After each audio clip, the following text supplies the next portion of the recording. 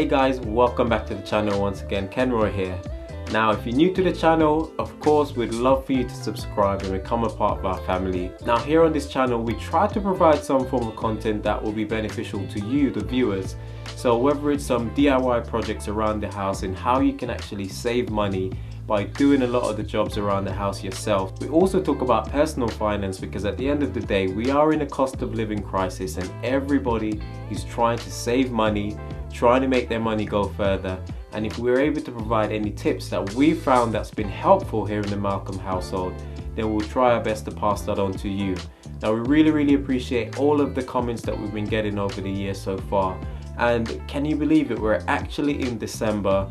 I have a few more sleeps until Christmas. The year is almost ended and here we are once again about to move into the new year. Now at some point Sophia and I will try and do a video on our New Year's resolution, some of the things that we're trying to achieve in the year to come. This is customary as people always try to make resolutions and things that they want to do for the new year. But in today's video I'm just going to be giving you a quick update on what's been going on with us because a lot has been happening, and while I won't share everything right now, I will in a later video. Now one of the main things that I wanted to share is the fact that Sophia is doing so much better. I want to thank you guys so much for all of your prayers, all of your thoughts, the kind words. You know, you've been checking in on us to see how we've been doing. The support has just been tremendous and we cannot say thank you enough for all of your support. You know, I've been doing double shift guys for the past few weeks. And yeah, thankfully it hasn't taken its toll on me. Sophia is back up and running now. She's back at work, which is fantastic. She's still taking it easy on her phase return, which is fantastic. Her work has been really helpful. So I'm really grateful that she's doing a lot better. We've also had some correspondence with the hospital, and again I'm sure she's going to be sharing how that's been going on because we know she's been waiting for an appointment in order to get that injection, that steroid injection, which hopefully will be beneficial to her in the long term. But I'll leave that for her to talk about in a future video. But in today's video guys, the main thing that I wanted to talk about is the fact that we need a new roof. Okay, there's no easy way to put this. We need a new roof and we're currently up for our mortgage renewal, and again that needs its whole video altogether. It's almost 4 years since we moved into this property and we knew that we needed to do some work on the roof, perhaps a completely new roof. Now unfortunately guys, it seems like we're going to have to speed up the process of getting ourselves a new roof because we're actually leaking at the moment. Yep. We've got water coming in. We can now see the writing on the wall right behind me. I'm currently in the office right now, which is where Sophia normally works from. And this is the smallest bedroom in the house. We normally work from this room, but unfortunately on the wall just behind me, we've actually got water damage coming in. Now when we were buying this property, we actually knew that there were some issues with the dormer windows which are in this room and in the third bedroom. Despite our repairs that we did when we initially moved in, it seems as if the damage has started up again. Water is getting in behind somehow and it's coming in and it's making its presence known on the inside of the walls, which isn't the worst thing in the world. However, if left unchecked, can be quite damaging. So my adopted grandma up the street, which I always do my best to help out, she's actually having her roof completely replaced. And while the builders were there, I went on site, went up on the ladder to see on top of the roof actually, to see the damage that she had and why she was having hers replaced. I then asked the builder, the roofers who have been, you know, really lovely and helpful, to come and have a look at mine. And let's just say that he's seen better work.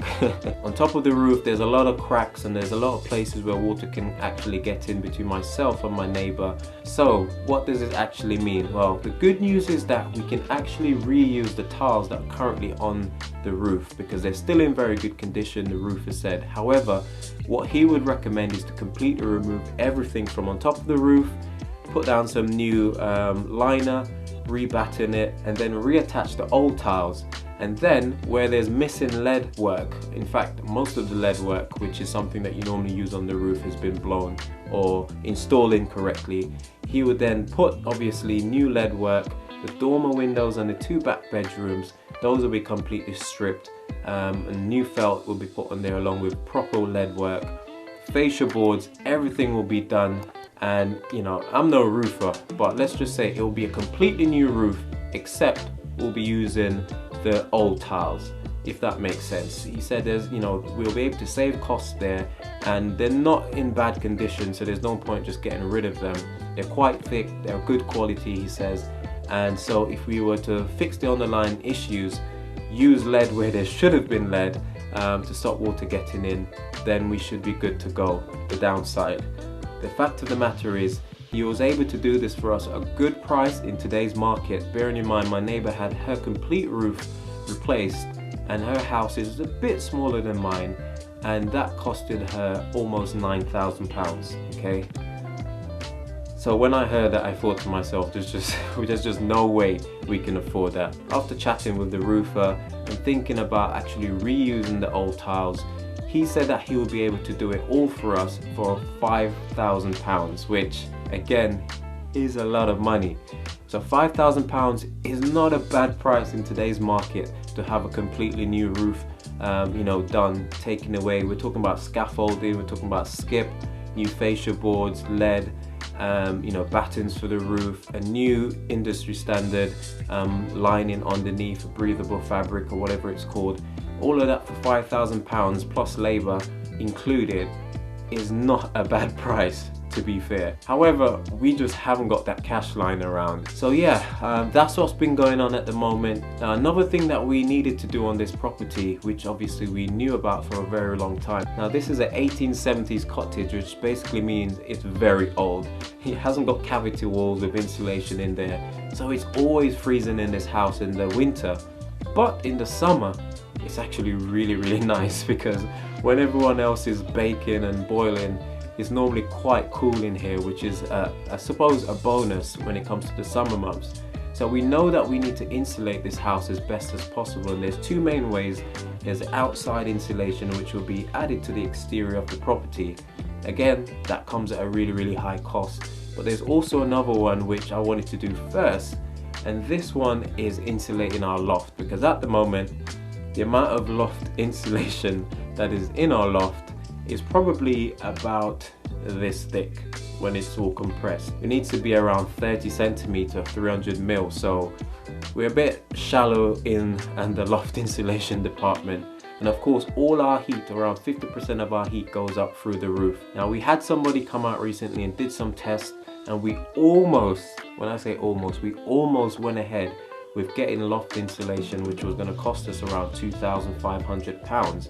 But it was this spray foam insulation. Now after agreeing to do this initially, we then changed our minds, because we realized that, hold on, a lot of mortgage lenders don't want to lend on properties with this stuff sprayed in the rafters. And again, it's fairly new here in the UK. They do it a lot in America here, but I've heard a lot of negative things on this.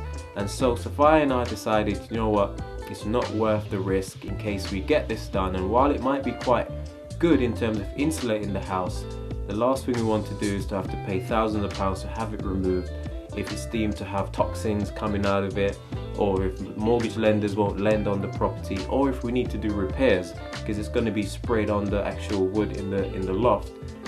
We just wanted to stay away from that. So that being said, we're going to go an alternative route, and at some point we'll do another video on this, I'm sure, because we're actually thinking about using another form of insulation which will be stapled to the rafters in the loft, and this one is called super foil. There's so many different types of foil insulation, but I really like the way this one looks. It's constructed from several layers of insulation as well as a reflective coating, which is the foil, and it's meant to be really good. So I'm doing some more research into that.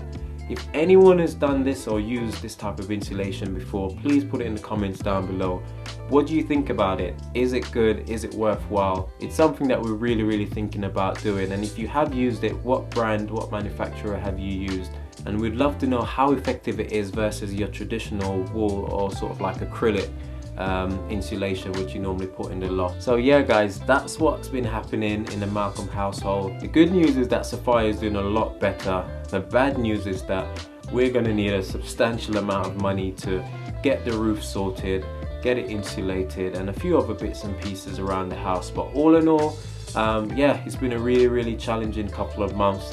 but we're doing a lot better now. And just like you, we're struggling to cope with all of this cold weather. Another good news, however, is that we've got a really nice and efficient boiler. The central heating system works really well, and so we can't complain there. We've got that little Nest thermostat, so we can turn it on from our phones before we get home and keep the house nice and toasty.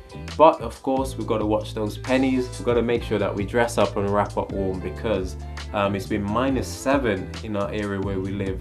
Now it's strange because we haven't been having any snow, but it's been bitterly cold, which, you know, is quite strange compared to some places like London, which hasn't been as cold, but they've had a lot of snow. That's it for me today, guys. Just thought I'd just jump on and give you guys a quick update. I'm sure as the weeks and the months go on, we'll bring you guys some more. At the moment, we definitely won't be able to replace the roof with the cost that's involved, because we also have some other things planned, which takes priority at the moment. So we'll tell you more about that in the future. As always, guys, this is Ken Roy saying, I'll see you when you see me. Take care.